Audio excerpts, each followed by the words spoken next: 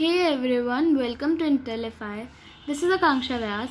Here we are going to discuss NCERT solution for class 10's mathematics exercise 10.2 topic circles. In this video, we have to discuss question number 6, which is the length of the tangent from a point A at distance 5 centimeters from the circle, from the center of the circle is 4 centimeters. Find the radius of the circle. So in this question, what they have given is that the length of the tangent from point A at a distance of 5 centimeter from the center, so 5 centimeter from the center, and the length is 4 centimeters. Okay. So in this question, they have given us these things only. What they have given us is this. Now what we need to find is the length of the radius. So our radius is OB. Now what we know is that our tangent is perpendicular to the radius at the point of contact. So this is the point of contact. Here the radius and the tangent are perpendicular.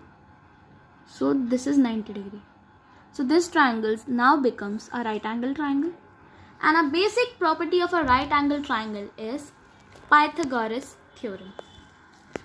By Pythagoras theorem, we can calculate either the perpendicular if the base and the hypotenuse is given, or hypotenuse if the base and the perpendicular is given, or vice versa. Like if there is only a single length missing, then we can find it with the help of the other two lengths. So the property is hypotenuse square is equals to sum of squares of perpendicular as well as square of base. So our perpendicular here is OA. So OA square is equals to perpendicular square OB square plus base square AB square. So we have the value for our base, which is 4, and for OA, that is our hypotenuse, which is 5. So these two values are with us and this is not with us. Now 4 square is 16 and 5 square is 25. I can shift this value on the other side because this is in constant and this is also in constant, right? So if this value goes that way, it becomes 9, right? 25 minus 16 becomes 9. Now OB square is equals to 9. But we don't need OB square's value, we don't need radius square's value, but only radius value.